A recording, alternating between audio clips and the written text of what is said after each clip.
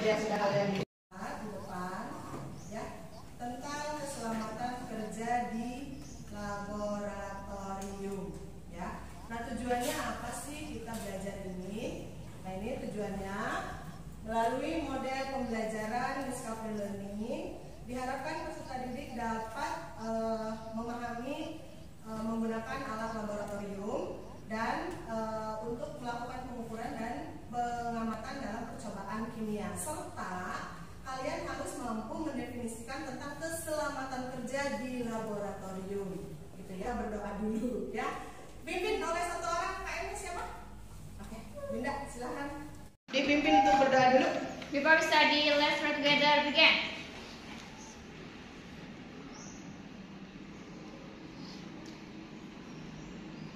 Finish. Hadir semua kan? Iya. Ada yang tidak hadir? Tadi yang pulang dulu udah balik lagi. Udah komplit ya. Berarti ada 36 orang. Ya, oke. Nah, kita kembali tadi ke materi sebelumnya.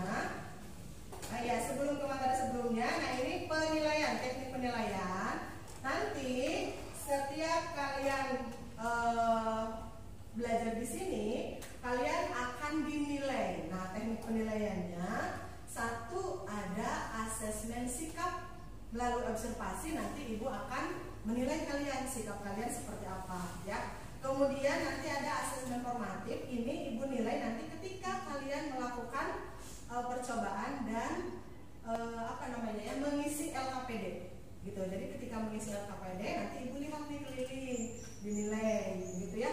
Nanti sekalian ikut nilainya ya.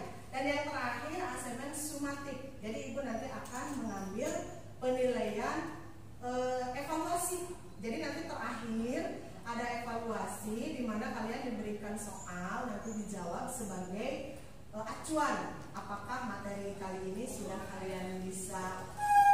bisa kalian tangkap atau tidak, begitu ya maksudnya.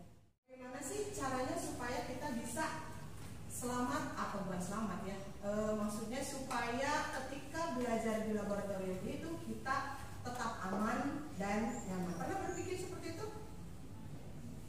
Pernah? Gimana ya caranya supaya kalau ke lab itu kita tidak terjadi sesuatu gitu? Karena kan tahu sendiri di lab itu ada bahan-bahan kimia, ya, ada bahan-bahan kimia yang berbahaya. Nah, berikutnya ibu akan tayangkan ini ada tayangan YouTube sebentar lagi ya. Fakultas Farmasi Universitas Indonesia Depok, Jawa Barat. Akibatnya 15 mahasiswa mengalami luka dan satu orang rawat di salah satu rumah sakit di Jakarta. Ledakan keras terjadi saat menjemput mahasiswa yang terbagi dalam beberapa kelompok sedang. Apa yang ditayangkan di situ? Berita tentang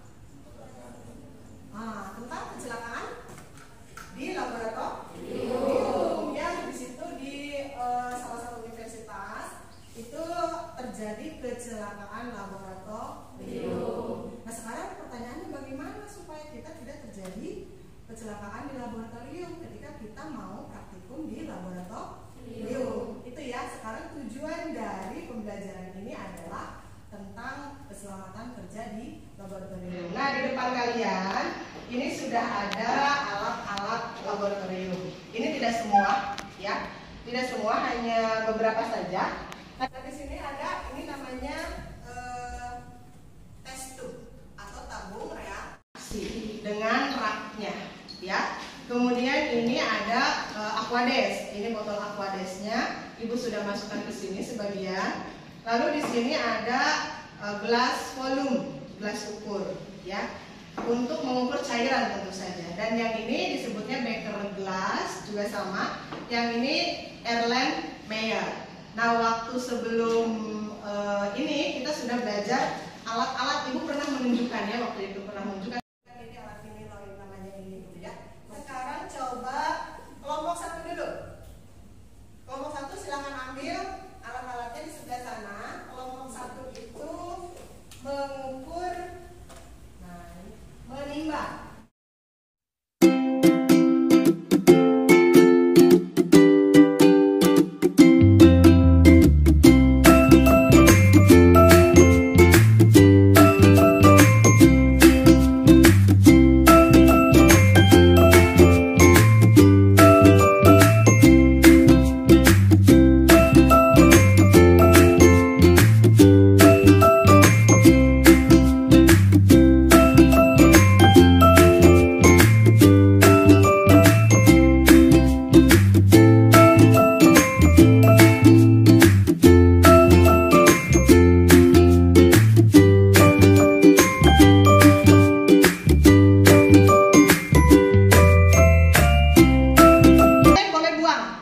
ya. Buang ke tempat, tapi ditampung dulu. Jangan langsung buang ke aliran atau saluran air.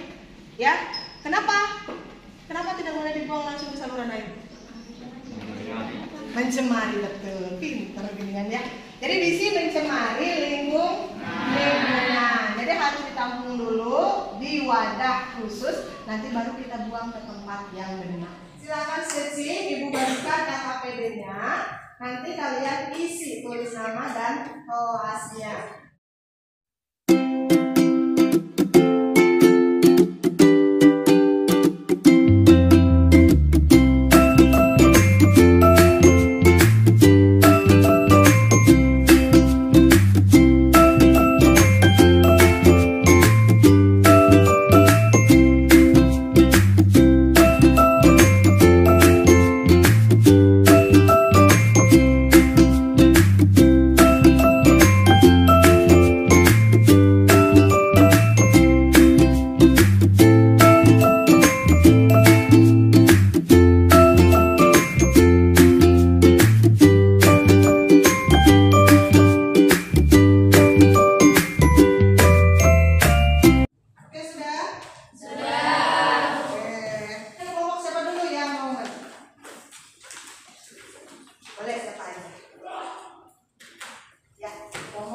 Silakan.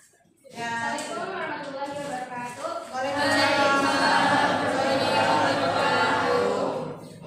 Kenalkan, nama saya Yunda Zulandra. Saya perwakilan dari kelompok 2. Di sini saya akan menjelaskan hasil dari jawaban LKPD yang tadi diberikan.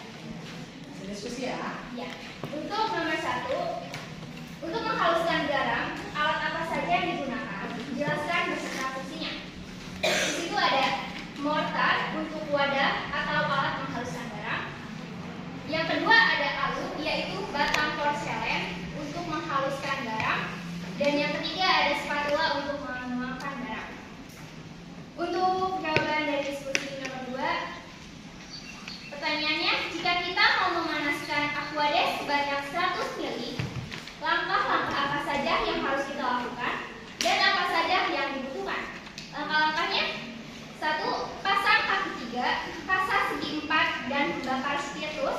Yang kedua, simpan beker gelas yang sudah berisi aquades di atas kaca segi 4. Yang ketiga, lalu menyalakan pembakar spiritusnya.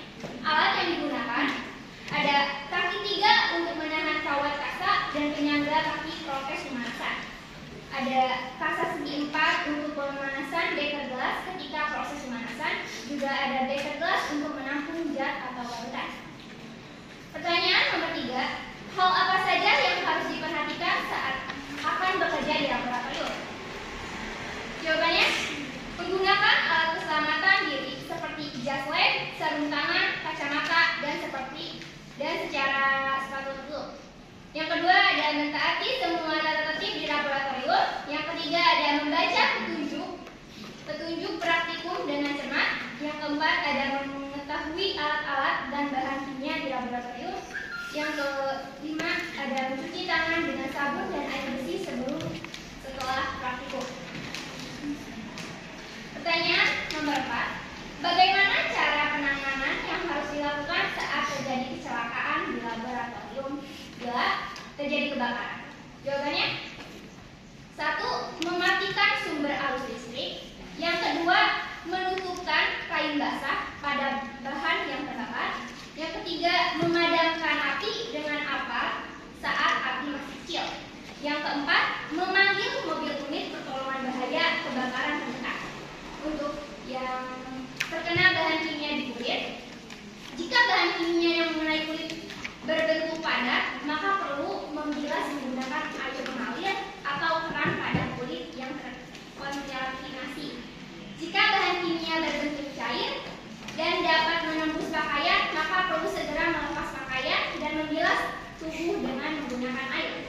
Jika terkena bahan kimia di mata, segera bilas mata yang terkena oleh bahan kimia dengan air bersih yang mengalir. Air yang mengalir akan membasuh zat kimia keluar dari mata sehingga terhindar cedera kornea lebih serius. Jika tidak sengaja menghirup zat kimia, cari udara segar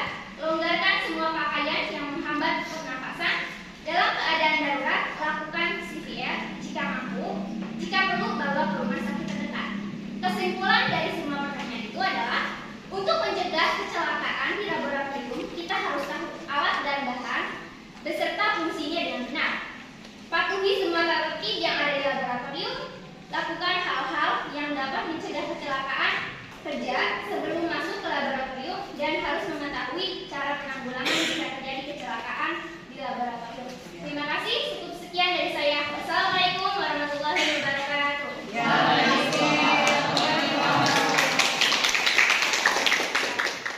Apa kesimpulannya? Untuk mencegah kecelakaan di laboratorium, kita harus tahu alat dan bahan beserta fungsinya dengan benar. Patuhi semua tata tertib yang ada di laboratorium. Ya. Lakukan hal-hal yang dapat mencegah kecelakaan kerja sebelum masuk ke laboratorium dan harus mengetahui cara menanggulangi jika terjadi kecelakaan kerja di laboratorium. Oke, jadi tadi sudah ya kesimpulannya, kalian sudah simpulkan seperti yang sudah Yunda tadi bilang bahwa untuk mencegah kecelakaan kerja kita harus tahu dulu pertama menggunakan alat ketika pengamatan ya kan. Nah, kemudian juga harus tahu tata tertib, kemudian apa saja yang harus disiapkan, digunakan ketika kita mau masuk ke laboratorium, ya kan? Nah, kalau sudah semua untuk mengetahui, penangkapan atau hasil belajar kita hari ini, Ibu akan adakan post test ya sebelum kita akhiri.